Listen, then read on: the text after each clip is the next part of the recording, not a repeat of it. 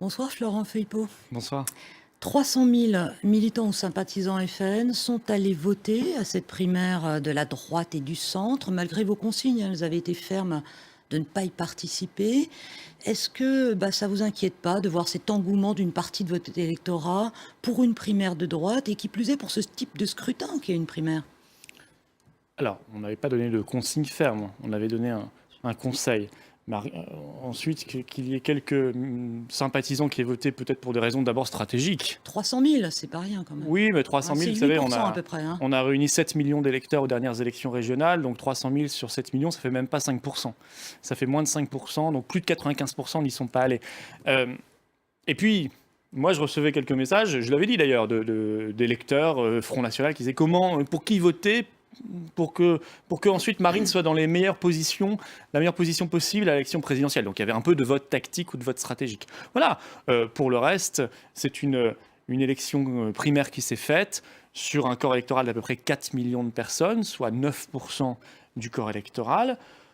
Je crois que ceux qui se sont enflammés, enthousiasmés ou ont essayé de tirer des leçons politiques d'une élection aussi restreinte en auront pour leurs frais dans quelques mois, parce qu'on 91% des Français ne sont pas allés voter. Alors, cela dit, vous ne pouvez pas nier que c'est un succès. Tout le monde a loué le succès de ces primaires. La gauche et la droite le font maintenant. Et est-ce que ça ne donne pas un petit coup de vieux au Front National? Parce que dans le fond, vous vivez un peu comme un vieux parti monarchique. Le vieux roi, la fille, la nièce, le gendre. C'est comme si François Hollande avait donné le Parti socialiste à son fils Thomas. Ou comme si Martine Aubry était la fille de Jacques Delors, par exemple, ou quelque chose comme ça. Non, Marine Le Pen n'a rien reçu, on ne lui a rien donné, elle s'est battue. Il y a eu une élection interne, je vous rappelle, au Front National, il y a des statuts pour être président du Front, il faut être élu par les adhérents du Front National. Il y a eu une campagne interne, elle l'a emporté, je crois, avec à peu près 68% des voix en interne. Donc, mais ma question, c'est, ça vous donne pas un petit coup de vieux? Vous n'avez pas envie de vous mettre à l'exercice des primaires? Je crois d'abord que les primaires, ils les ont faites contraints et forcés, parce qu'ils n'avaient pas de leader. Ils auraient eu un leader, ils s'en seraient bien passés. Ensuite, je crois qu'avoir cette obsession pour le modèle américain, je ne vois pas très bien ce qu'il y a de moderne. Je sais qu'on peut toujours considérer, pour certains, ça fait 60 ans qu'ils sont dans cet état d'esprit, que tout ce qui vient des États-Unis est forcément bon, moderne et formidable. Ça n'est pas notre vision des choses. Il y a un modèle, celui de la Ve République, construit, façonné par le général de Gaulle, et qui voulait justement débarrasser l'élection présidentielle des questions de parti, des questions internes au parti. Et la meilleure chose qui a été faite, c'est justement l'élection du président de la République au suffrage universel. C'est une arme faussement démocratique. Oui, parce que les mêmes qui vous disent on est des grands démocrates parce qu'on fait des primaires, d'abord mettre en place un suffrage censitaire, il faut quand même le rappeler. Participer aux deux tours, ça coûte quand même 4 euros. Patrick Buisson. C'est pas tout à fait anodin. C'est sur le symbole, mais oui, c'est très fort. 4,5 millions de Français ont accepté des sous, de payer pour aller voter. C'est pas rien. Ça fait des sous dans les caisses, qui manquaient d'argent. Ils ont quand même un électorat, il ne faut pas le nier. Et deuxièmement, les mêmes, ceux qui organisent ces primaires en disant nous sommes de grands démocrates, sont ceux qui ne font aucun référendum quand ils sont aux responsabilités. C'est-à-dire là où le peuple, massivement, beaucoup plus que 4 millions de personnes, pourrait aller s'exprimer, voter aux urnes par référendum pour dire ce qu'ils pensent des grandes orientations du pays, ce qu'ils pensent de tel ou tel grand sujet, tel ou tel traité, on ne le fait pas. Les référendums... Et là, je crois que c'est nous, vous voyez, au contraire, on fait peut-être pas de primaire parce qu'on a un leader, parce qu'on respecte la Ve République, mais on fera des référendums. Et pourquoi pas faire je crois que c'est beaucoup plus démocratique. Pourquoi pas faire les deux? Par exemple, dans votre camp, cette envie de primaire commence à germer, notamment chez le député Gilbert Collard, qui lui a plaidé, c'était hier, pour une primaire au Front National en 2022. On l'écoute. Une primaire intéressante, et je trouve même que le Front National ne pourra pas dans l'avenir, à mon avis, s'en affranchir. Vous voyez. Ah oui. Ah bon? Oui, parce que je considère que c'est une vraie réussite démocratique.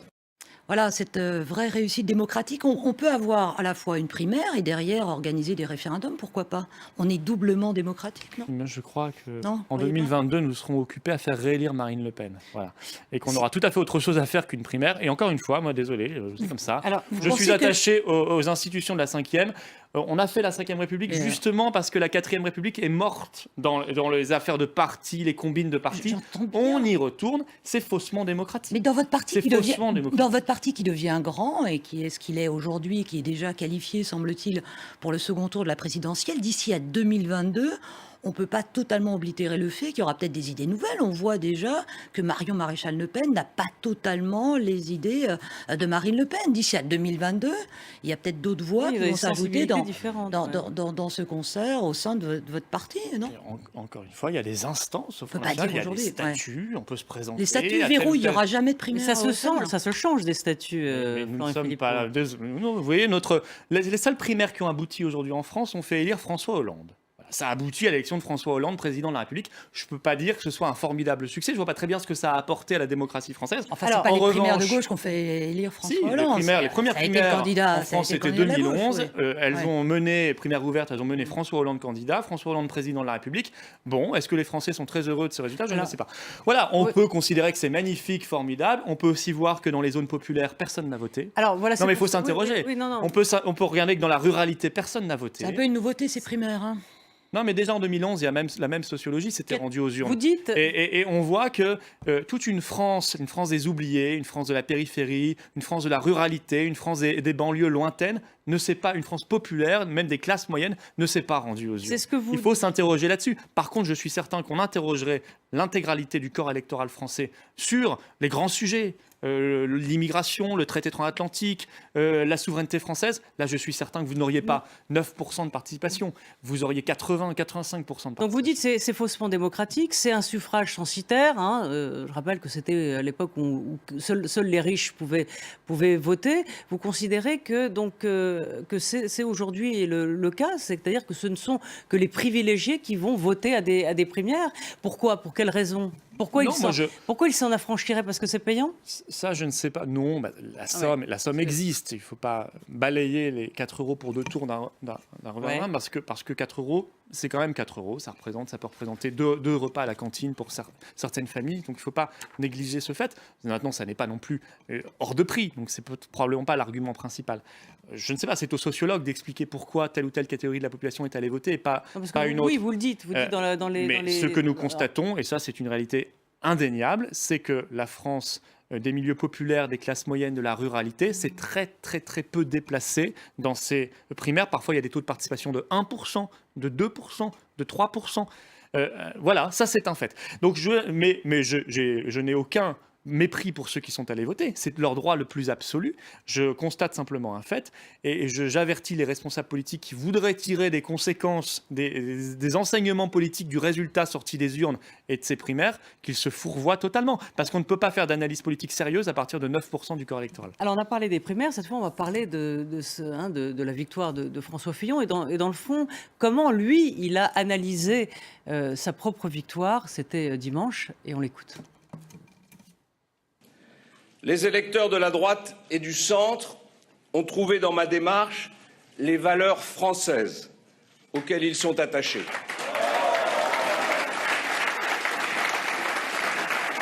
Ces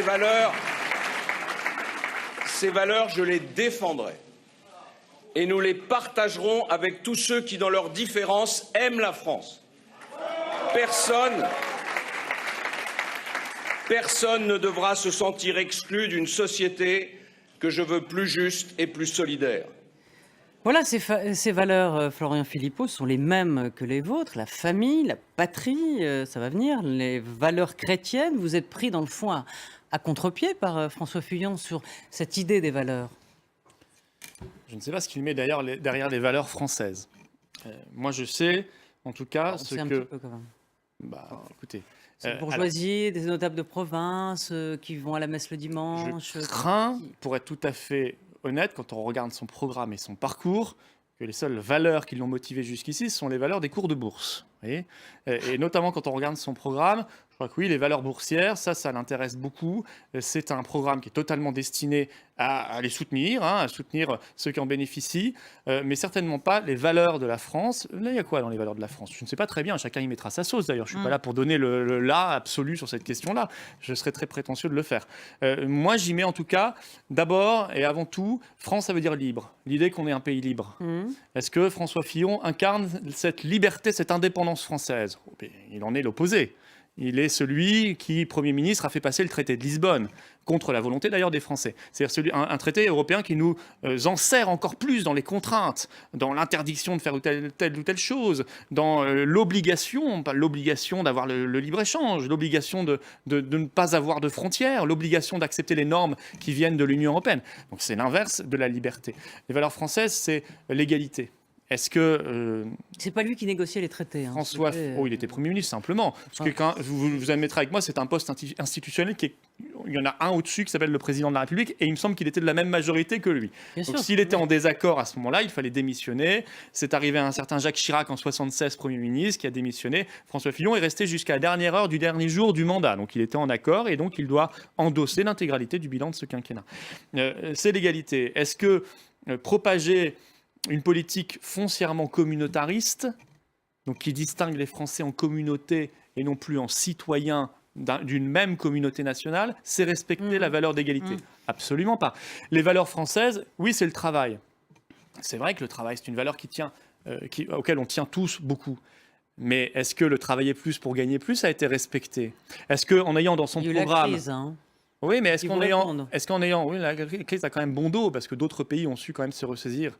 Est-ce qu'en ayant dans son programme la suppression de la durée légale du temps de travail, c'est-à-dire la suppression... On va passer au... Oui, mais juste réponds, ça a à voir avec les valeurs. Non, la suppression donc des heures supplémentaires. La suppression des heures supplémentaires, est-ce que vous croyez que c'est une façon de valoriser le travail? Non, c'est l'inverse. Cette droite radicale, traditionnaliste, patriote, François Fillon a utilisé le mot ce matin devant les députés Les Républicains, ça c'est quelque chose qui peut parler à vos électeurs. D'ailleurs, Marion Maréchal Le Pen, elle s'en inquiète, elle estime que c'est, qui représente un danger. Vous avez beaucoup en commun, a-t-elle dit, sur le plan sociétal ou les relations internationales. On pense bien sûr à cette vision très traditionnaliste de la France. On pense également à ce rapprochement que vous souhaitez, tout comme lui avec Poutine. Donc nécessairement, avec ce double discours qui, de fait, est le même, ça ne peut que parler à votre électorat. Est-ce que cela n'est pas un danger? Ce qui n'aurait été pas plus simple pour vous de vous retrouver devant un Alain Juppé qui vous aurait vanté l'identité heureuse? Non, moi, je suis très très heureux qu'on ait François Fillon. C'est pas ce que dit Marine Le Pen.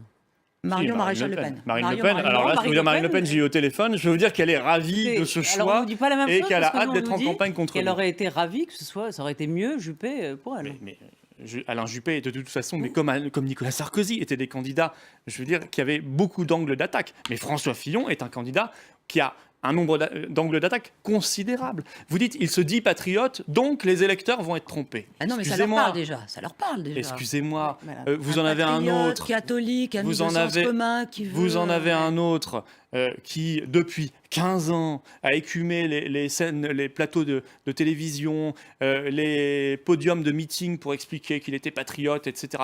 C'était Nicolas Sarkozy. Je pense que les Français, au bout d'un moment, ne l'ont plus cru. Est-ce que vous pensez que les Français vont croire que François Fillon, qui a livré la France à l'Union européenne, qui a le parfait programme que veut le MEDEF, que veut tous les défenseurs de la mondialisation sauvage, qui a organisé une immigration massive quand il était Premier ministre, croyez-vous un seul instant que les Français vont le croire patriote? Il n'en est plus là dans son discours sur l'immigration. À 3 mois de l'élection. Alors pourquoi vous ne rassurez pas? On comprend que Marine Le Pen soit folle de joie, vous nous le dites. Pourquoi vous rassurez pas Marion Maréchal Le Pen? Est-ce qu'il y a vraiment une différence entre ce Front National du Nord et puis alors celui du Sud? C'est un peu caricatural. Non, je ne sais pas pourquoi Marion a dit cela. On sait que Marion Maréchal Le Pen est un peu plus libérale que vous. Et ça n'est pas du tout l'opinion de Marine Le Pen.